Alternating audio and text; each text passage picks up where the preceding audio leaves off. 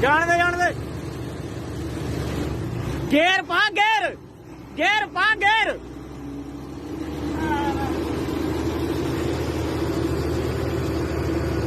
ਜਾਣ ਦੇ ਦੱਬ ਪੈਰ ਦੱਬ ਕੇ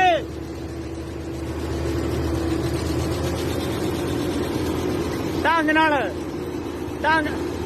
ਚੜਾਈ ਦਿੰਦਾ ਪਾਸ ਤੂੰ